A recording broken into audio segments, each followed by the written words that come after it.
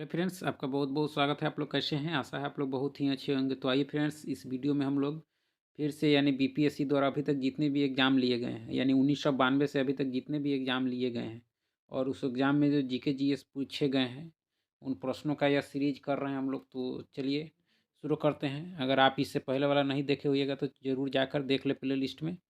तो चलिए शुरू करते हैं। अगर आप चैनल पर नए हो तो चैनल को लाइक सब्सक्राइब जरूर करें। तो सबसे पहला प्रश्न है कि भारत का राष्ट्रीय पशु कौन है? तो यह बाघ है। कौन सा फ्रेंड्स? बाघ।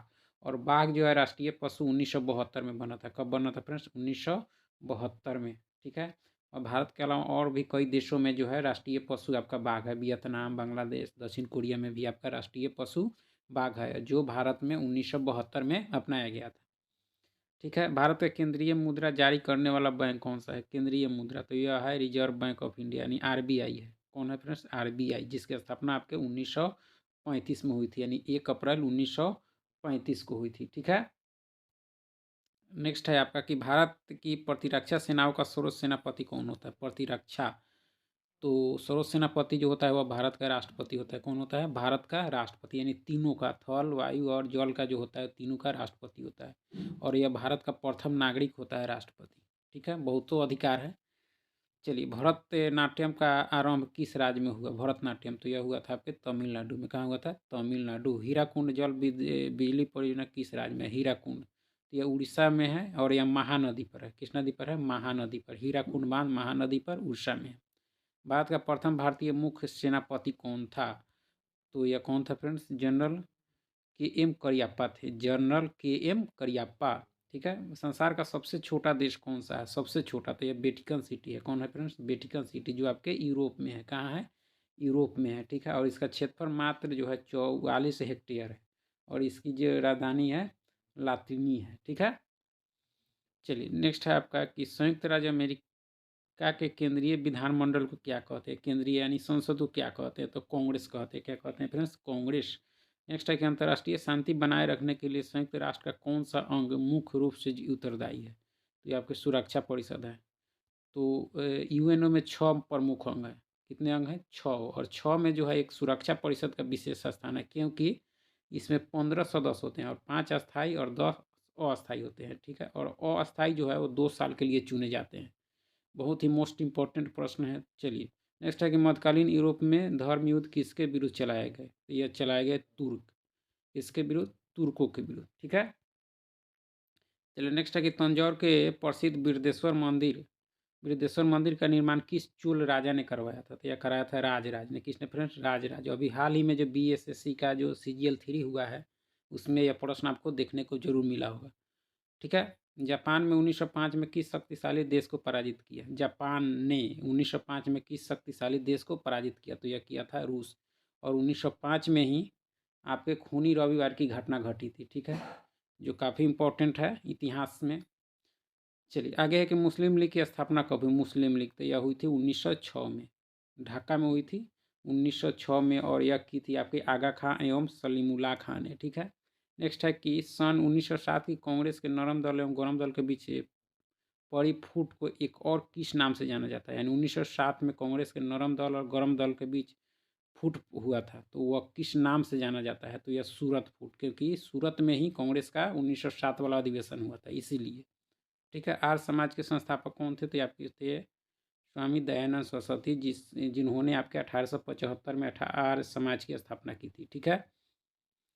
नेक्स्ट है कि वर्साई की संधि पर हस्ताक्षर क्यों किया गया? वर्साई की संधि, मोस्ट इंपॉर्टेंट प्रश्न। वर्साई की संधि कहिए, चाहे अपमानजनक की संधि कहिए या आरोपी संधि कहिए, 3 नाम से जाना जाता है इसे। यह जो है 1919 में हुई थी। कब? जब फर्स्ट वर्ल्ड वार की समाप्ति हुई तो मित्र राष्ट्रों ने धुरी राष्ट्र यानी जर्मनी के साथ वर्साई की संधि की थी। ठीक है। और उसको युद्ध का दोषी माना था। चलिए, इसमें जो आंसर है, ताकि प्रथम विश्व युद्ध के समाप्त किया जा सके, ये भी है। ठीक है। लेकिन यह बहुत ही अपमानजनक संधि थी। इसके बाद जो है हिटलर का तानाशाही रूप शुरू हो गया। ठीक है। द्वितीय विश्व युद्ध का प्रारंभ हुआ। द्वितीय विश्व जो हुआ था 1 सितंबर 1939 को। याद रखना है इसको। जब जर्मनी ने पोलैंड पर आक्रमण किया, उसी दिन यानी 1 सितंबर 1939 को जर्मनी ने पोलैंड पर आक्रमण किया था। उसी दिन से सेकेंड वर्ल्ड वार की शुरुआत हुई थी। Most important. ठीक है। शीत युद्ध मूल रूप से किनके बीच संघर्ष था? शीत युद्ध तो संयुक्त राज्य अमेरिका और भूतपूर्व सोवियत संघ। यह बहुत ही इंपॉर्टेंट ये भी प्रश्न है। शीत युद्ध जब सेकेंड वर्ल्ड वार की जब समाप्ति हुई तो दुनिया जो है वर्ल्ड जो है दो खेमे में बंट गया, एक के पूंजीवाद और एक साम्यवाद। तो पूंजीवाद का जो समर्थक बना वो अमेरिका बना और आपके साम्यवाद का समर्थक सोवियत संघ बना। माई एक्सपेरिमेंट विथ ट्रूथ किसने लिखी थी? तो यह लिखी थी आपके महात्मा गांधी ने। ठीक है। मधुशाला किनकी कृति है? मधुशाला तो हरिवंश राय बच्चन की है, जिनकी एक है बहुत ही प्रसिद्ध पंक्ति, कोशिश करने वाले की। अमिताभ बच्चन के पिताजी थे। चंद्रकांता संतति का लेखक कौन है? तो ये आपके देवी नंदन खत्री है। ठीक है। संविधान सभा के सभापति कौन थे? सभापति तो राजेंद्र प्रसाद अस्थाई थे आपके, और सच्चिदानंद सिन्हा अस्थाई थे। ठीक है। 9 दिसंबर 1946 को प्रथम संविधान सभा की बैठक हुई थी। ठीक है। राज्यसभा के सदस्यों के चुनाव की विधि क्या है? तो एकल संक्रमणीय मत प्रणाली है। राज्यसभा के सदस्यों को इसी विधि से, इसी प्रणाली से चुना जाता है। संसद की किसी भी समिति संसद की कौन सी समिति नियंत्रक एवं महालेखक परीक्षक की रिपोर्टों की समीक्षा करती है? तो यह करती है सार्वजनिक लेखा समिति, इसको लोक लेखा समिति कहा जाता है, जिसमें 22 सदस्य होते हैं, जिसमें 15 लोकसभा और 7 राज्यसभा के होते हैं। चलिए, बर्मा की आन सांग सूची को किस क्षेत्र में नोबेल पुरस्कार प्रदान किया गया? तो यह शांति के लिए। किसके लिए? शांति के लिए। तेग बहादुर किसने मृत्यु दंड दिलवाया था? यह दिलवाया था औरंगजेब, जिसे जिंदा पीर कहा जाता है। ठीक है। अग्नि का आविष्कार किस काल में हुआ? अग्नि का तो मध्य पाषाण काल में। कहीं कहीं आग जो है ये गलत दिया है, यहाँ पूरा पाषाण काल होगा। ठीक है। नील नदी के देवता को किस नाम से पुकारा जाता था? तो ओडिसिस के नाम से। किस नाम से? ओडिसिस। नील नदी जो दुनिया की सबसे बड़ी नदी है, जो विक्टोरिया से निकलती है। ठीक है। और अफ्रीका महादेश में है। प्राचीनतम समय में कौन लोग अपने देश को संसार का केंद्रीय राज्य कहते थे? तो यह कहते थे यूनानी लोग। कौन लोग फ्रेंड्स? यूनानी लोग। कवि होरेस किस प्राचीन देश का निवासी था? तो यह था आपके रोम का। रोम टाइबर नदी के किनारे बसा हुआ है। ठीक है। इसको भी ध्यान रखना है। प्रसिद्ध मैग्ना कार्टा पर इंग्लैंड के किस राजा ने हस्ताक्षर किया? तो यह किंग जॉन ने किया था। ठीक है। संयुक्त राज्य के किस राष्ट्रपति को दास प्रथा उन्मूलन का श्रेय दिया जाता है? तो अब्राहम लिंकन को, जिन्होंने कहा था लोकतंत्र जनता का, जनता द्वारा और जनता के लिए शासन है। तो दास प्रथा का उन्मूलन का श्रेय जो है उन्हीं को जाता है, अब्राहम लिंकन को। और उस दास प्रथा की जो समाप्ति हुई थी आपकी, हुई थी 1963 में हुई थी। Most important. ठीक है। 1999 से 1902 में लड़े गए बोअर युद्ध के दो पक्ष कौन थे? तो इंग्लैंड और हॉलैंड थे। इंग्लैंड और हॉलैंड। हॉलैंड का नया नाम नीदरलैंड। ठीक है। 1917 की क्रांति के पूर्व रूस का अंतिम सम्राट कौन था? तो जार निकोलस द्वितीय था।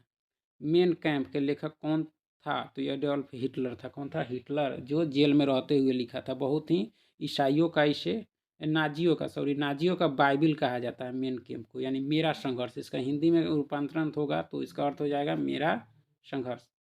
ब्रिटिश संसद में निर्वाचित होने वाले पहले भारतीय कौन थे? तो यह थे आपके दादा भाई नौरोजी। कौन थे फ्रेंड्स? दादा भाई नौरोजी। जालियांवाला बाग में निर्दोष लोगों पर गोलियां चलाने का आदेश किसने दिया था? तो यह दिया था जनरल लॉर्ड डायर ने, और इसको ऊधम सिंह ने गोली मारी थी। ठीक है। कांग्रेस सोशलिस्ट पार्टी के प्रथम प्रमुख संस्थापक कौन थे? तो यह थे आपके जेपी यानी जयप्रकाश नारायण। भारत विभाजन किस योजना की स्वीकृति पर हुआ था? भारत विभाजन तो माउंटबेटन योजना, जो 1947 में प्रस्तुत हुई थी। ठीक है। आगरा शहर को किसने बसाया था? तो यह सिकंदर लोदी। 1500 आपके कब बसाया था? 4 में। ठीक है। संयुक्त राज्य अमेरिका का राष्ट्रीय दिवस किस दिन मनाया जाता था? यह 4 जुलाई को। किस दिन? 4 जुलाई। किस राज्य की जनसंख्या सबसे अधिक है? तो यह यूपी की है। भारत के संविधान में संशोधन प्रस्ताव की पहल कौन कर सकता है? तो संसद के दोनों सदन कर सकता है। और संशोधन प्रक्रिया जो भारत की है यह साउथ अफ्रीका से ली गई है।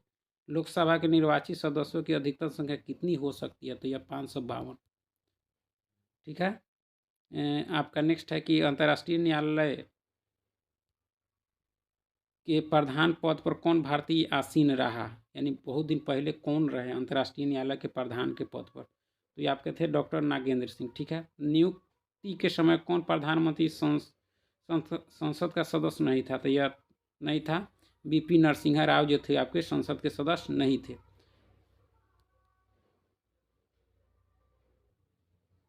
चलिए नेक्स्ट है कि नियुक्ति के समय कौन जो ये तो देख लिए, आगे देखते हैं। लाला लाजपत राय की मृत्यु लाठीचार्ज के परिणाम स्वरूप हुई थी, जो कब हुआ? यानी साइमन कमीशन बहिष्कार में उनकी मृत्यु हो गई थी लाठी के प्रहार से। 1 रुपये के नोट पर किसका हस्ताक्षर होता है, यानी सिग्नेचर होता है? तो वित्त सचिव का, यानी सचिव वित्त मंत्रालय के जो सचिव होते हैं उस पर होता है 1 रुपये का। उसके बाद ऊपर के जितने भी नोट है उस पर आरबीआई के गवर्नर के होते हैं। ठीक है। बिक्री कर कौन लगाता है और वसूल करता है? तो यह राज्य करता है। ठीक है। किस पंचवर्षीय योजना की अवधि में भिलाई और दुर्गापुर के इस्पात कारखाने लगाए गए थे? तो यह द्वितीय पंचवर्षीय योजना में। और यह भिलाई जो है रूस के सहयोग से और ब्रिटेन जो है मतलब दुर्गापुर जो है वो ब्रिटेन के सहयोग से आपके लगाए गए थे। ठीक है।